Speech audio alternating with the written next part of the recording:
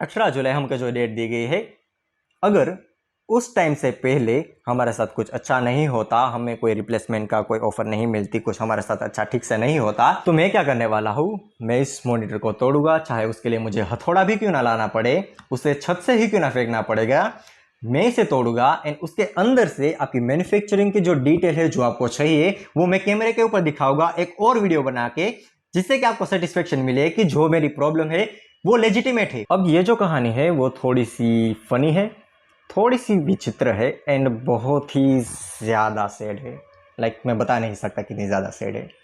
देखो बताता हूँ क्या हुआ था। तो ये कहानी शुरू तब होती है जब हमारी YouTube चैनल शुरू हुई थी। जब हमने शुरुआत में वीडियोस डालनी शुरू की थी, सब कुछ सही चल रहा था, व्यूज़ भी अच्छे आ रहे थे एंड हम कंसिस्टेंट भी वीडियो डाल रहे थे। बट धीरे धीरे हमें ये रियलाइज़ हुआ कि इट्स नॉट इनफ, हमारे पास इनफ मैन पावर नहीं है, क्योंकि it's not just a YouTube video channel, it's also a photography studio and यहाँ पर इससे भी ज़्यादा कहीं ज़्यादा इंपॉर्टेंट काम होते हैं एंड उसके लिए भी हमारे पास और इक्विपमेंट होने चाहिए। तो हम जो ये काम कर रहे थे, जैसे कि वीडियो की शूटिंग हो गई, उसकी स्क्रिप्टिंग हो गई, उसकी एडिटिंग हो गई, ये सब काम हम कर ही रहे थे, बट उसके लिए हमारे पास इनफ मैन पावर नहीं है, जो कि मैंने तुम्हें पहले ही बताया था। अब हमारे पास बाकी सारे तो लोग थे ही, जैसे कि वीडियो की स्क्रिप्टिंग हो गई, उसकी शूटिंग हो गई, उसके लिए मैं ही था। बट अब हमारे पास एक इंसान की कमी थी, वो था एडिटर। क्योंकि हमारे पास जो एडिटर ऑलरेडी था उसके पास उससे भी इम्पोर्टेंट काफ़ी ज़्यादा काम थे, तो अब हमें एक एडिटर की ज़रूरत थी एंड हमने उस एडिटर को ढूंढना शुरू कर दिया। हमने थोड़ी सी पूछपरछ की, थोड़ी सी हमने कनेक्शन बिठाए, हमने थोड़े से इंटरव्यू लिए एंड उसके बाद हमें एक एडिटर मिल गया जो कि काफ़ी अच्छा उसका काम था। हमने उसे देखा, उसके बाद हमारे पास प्रॉब्लम ये आई कि वो एडिटर एडिट करेगा किस पे, क्योंकि हमारे पास ऑलरेडी जो सिस्टम थी, हमारे पास ऑलरेडी जो पीसी था, उसके ऊपर जो एडिटर काम करने वाला था वो इनफ नहीं था, क्योंकि उसके ऊपर ऑलरेडी ही दूसरा काम हो रहा था। तो हमें जो पीसी चाहिए था उसके लिए हमारे पास सीपीयू तो ऑलरेडी था ही, हमें ज़रूरत थी एक नए मॉनिटर की। एंड जब से मैंने पीसी को यूज़ करना शुरू किया है तब से ही मैं एचपी के ही मॉनिटर्स को यूज़ करता आ रहा हूँ, चाहे वो ये पुराना वाला डब्बा हो या फिर ये नया HP M24F। ये ब्रांड, ये मॉडल मेरे दिमाग में छप चुका है। क्यों, ये मैं तुम्हें आगे बताऊंगा। तो अभी के लिए हम स्टोरी पर फोकस करते हैं। तो हमें एक मॉनिटर की ज़रूरत थी, तो मैंने अपना फ़ोन उठाया और मैं फ्लिपकार्ट के ऊपर, क्योंकि मैं उसके ऊपर काफ़ी टाइम से शॉपिंग कर रहा हूँ एंड उसके ऊपर मुझे काफ़ी ज़्यादा भरोसा है, क्योंकि काफ़ी टाइम से शॉपिंग कर रहा हूँ एंड उसने कभी मुझे डिसअपॉइंट नहीं किया अनटिल दिस। तो मैंने वहाँ पर सारे मॉनिटर को सर्च किया, जो भी मॉडल मुझे पसंद आ रहा था, नहीं पसंद आ रहा था, सब कुछ मैंने फ़िल्टर किया एंड लास्ट में मुझे मिला HP M24F। मैंने कहा था ना कि ये मॉडल जो है वो मेरे दिमाग में छप चुका है। क्यों, अब तुम्हें पता चलेगा। तो जैसे ही मैंने ऑर्डर को कंप्लीट किया, फिर क्या था, मैंने अपना फ़ोन नीचे रखा, मैंने चाय मंगाई एंड फिर हम सब मॉनिटर का इंतज़ार करने लगे। एंड फिर 3 दिन बाद, यानी कि 6 जुलाई 2023, एंड ये ऑर्डर मैंने किया था 3 जुलाई 2023 को। अराउंड कुछ 3 बज रहे हो गए एंड एक डिलीवरी बॉय आता है एंड वो हमें एक बॉक्स देता है, ये वाला। ओके,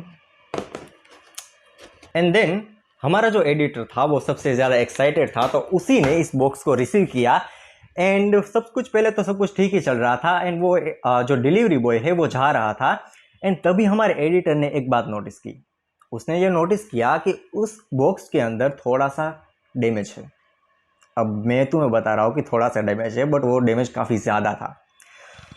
सो उसने उस डिलीवरी बॉय को वापस बुलाया एंड कहा कि भैया इसके अंदर तो डैमेज है, आप इसे रिप्लेस कर दीजिए या फिर इसको वापस ले लीजिए। तो उस डिलीवरी बॉय ने कहा कि आप ये नहीं कर सकते, क्योंकि ये जो बॉक्स है वो भले ही डैमेज हो बट उसके अंदर जो प्रोडक्ट है वो सेफ ही होगा, ये मेरी गारंटी है। एंड अगर आपका जो प्रोडक्ट है वो सेफ नहीं होता, अगर वो डैमेज भी निकलता है, तो आप उसे फिर भी रिटर्न तो कर ही सकते हैं, वो तो ऑप्शन आपके पास है ही।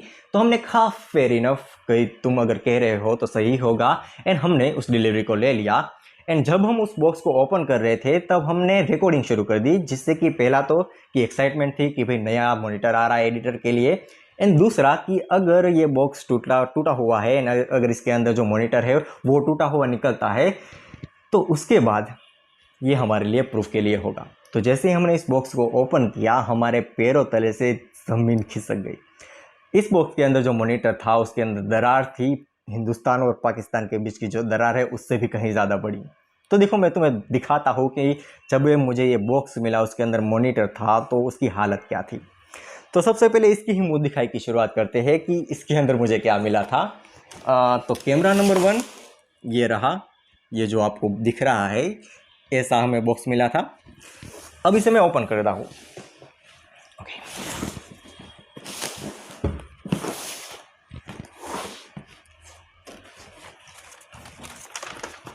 ओके, तो ये जो सारी एसेसरीज है वो तो सब ठीक ही थी। ये जो केबल है वगैरह, ये सारे केबल एंड उसके साथ ये जो हमें सारी एसेसरीज मिली है, ये जो भी है सब कुछ सही था, एकदम वेल इनफ।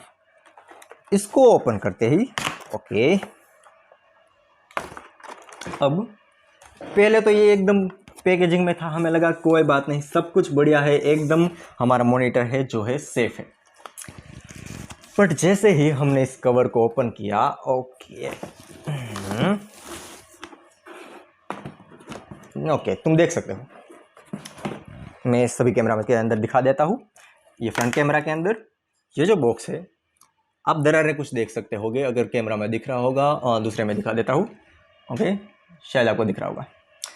तो ये दरारें थी एंड फिर हमें लगा कि चलो कोई बात नहीं, हमारे पास रिटर्न का तो ऑप्शन है ही।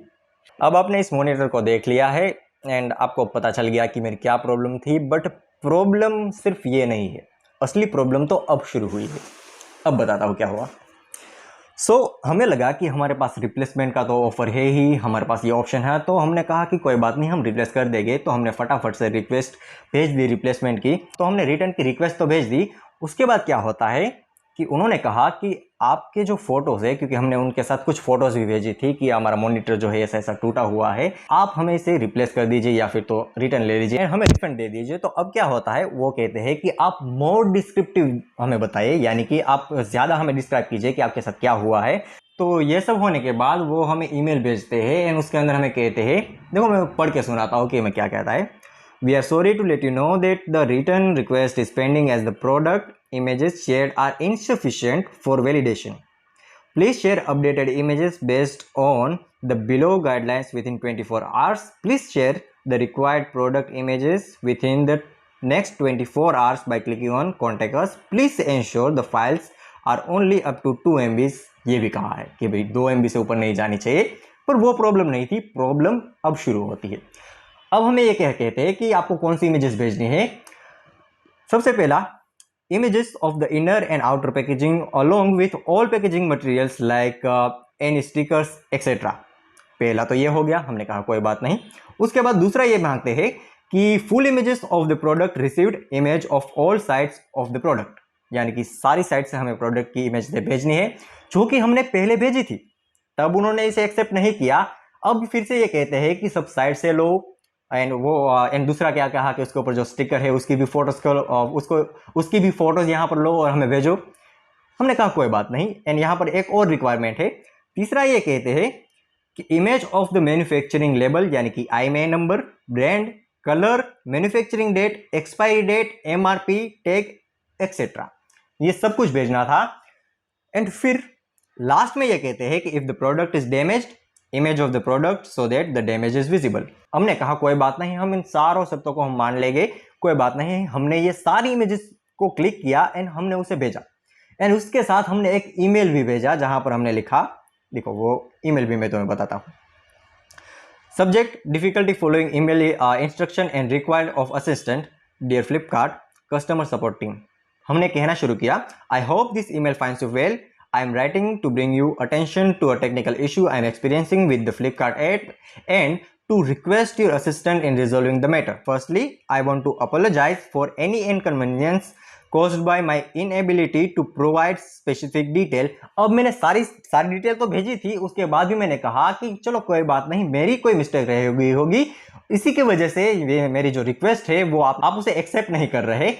एंड फिर मैंने ये सारे कुछ फिर से एक्सप्लेन किया कि कहा कि भाई हमारे वो जो मॉनिटर है वो टूटा हुआ है, वो ब्रोकन निकला है, आपकी जो पैकेजिंग थी वो भी ब्रोकन निकली है। उसके बाद जो भी उन्होंने इमेज बोली वो इमेजेस भी हमने सेंड की एंड एक अच्छा सा हमें ईमेल लिखा एंड हमने उसे सेंड कर दिया। उसके बाद हमें कोई रिप्लाई नहीं आता, 1 दिन हो गए, 2 दिन हो गए, हमें कोई रिप्लाई नहीं आता। हमने ये एक बार चीज़ की, अब हमने यही चीज 2 बार रखी, उसके बाद भी कोई रिप्लाई नहीं आता।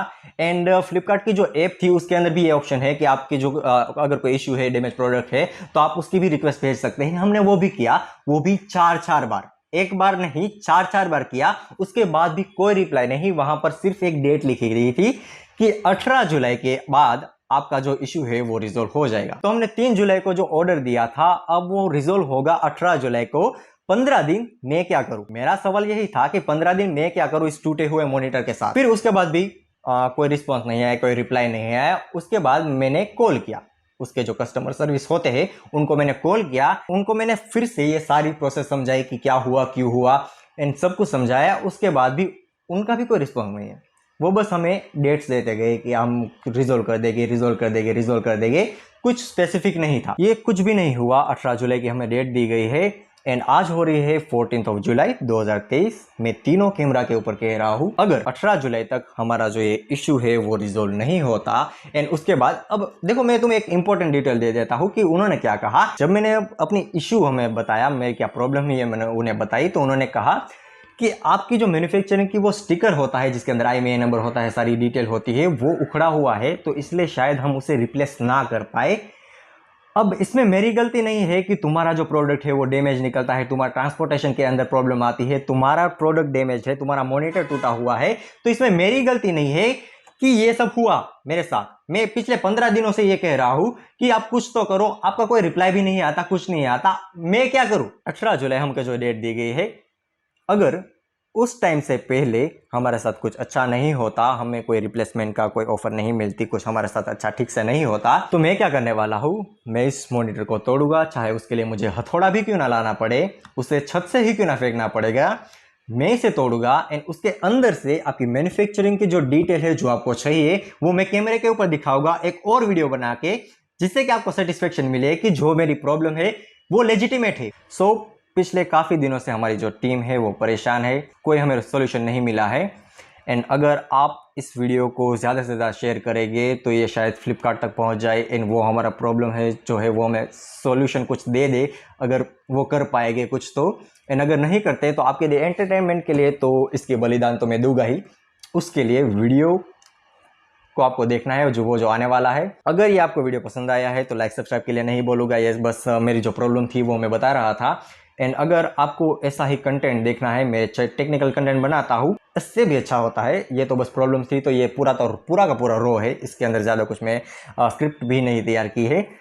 अगर आप एंजॉय करे हैं तो वीडियो को लाइक कर देना, भले ही ना बोलूँ पर ठीक है कर देना। अगर आप मुझे ज़्यादा देखना चाहते हैं तो चैनल को सब्सक्राइब कर देना। एंड फ्लिपकार्ट से मैं इतना ही कहना चाहूँगा कि भाई तुमने मुझे डिसअपॉइंट किया है मेरी पूरी लाइफ टाइम के अंदर। पहली बार जब से हमने अपना जो रिलेशन है सब शुरू किया था, उसके बाद पहली बार तुमने मुझे इतना ज़्यादा डिसअपॉइंट किया है, कोई रिप्लाई नहीं दिया गया है। तो मैं बस तुमसे इतना कहना चाहता हूँ कि भाई अगर तुमसे हो सकता है तो इस इशू को रिजोल्व करो, अगर नहीं हो सकता तो बाकी मैं तो जो करने वाला हूँ वो तो करूँगा ही। सो आज के लिए इतना ही, मैं मिलता हूँ तुम्हें किसी और टेक्निकल वीडियो के अंदर।